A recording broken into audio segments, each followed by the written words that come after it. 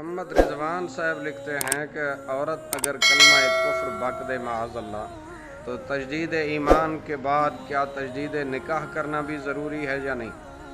بسم اللہ الرحمن الرحیم۔ الجواب بعون الملک الوہاب، اللہم ہدایت الحق والصواب۔ عورت کے مرتد ہونے سے مفتب قول کے مطابق نکاح نہیں ٹوٹتا، البتہ بغیر تجدید نکاح کے بیوی سے ہم بستری جائز نہیں، لہذا پوچھی گئی صورت میں زبردستی تجدید نکاح کر لیا جائے۔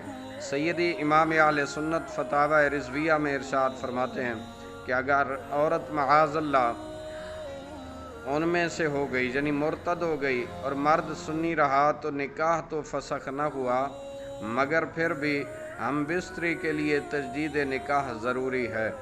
نوادر کی روایت کے مطابق، اور ہم نے اپنے فتاوی میں اس کی تحقیق کی ہے کہ اس زمانے میں فتویٰ یہی ہے، مگر پھر بھی مرد کو اس سے قربت حرام ہو گئی جب تک اسلام نہ لے آئے، کیونکہ مرتد عورت اس قابل نہیں رہی کہ اب اس سے وطی کی جائے، کا مسلمان مرد ہو یا کافر یا کوئی بھی ہو۔ فتاوی رضویہ جلد 11 صفحہ نمبر 244۔ واللہ اعلم عز وجل ورسولہ عالم، صلی اللہ تعالی علیہ وآلہ وسلم۔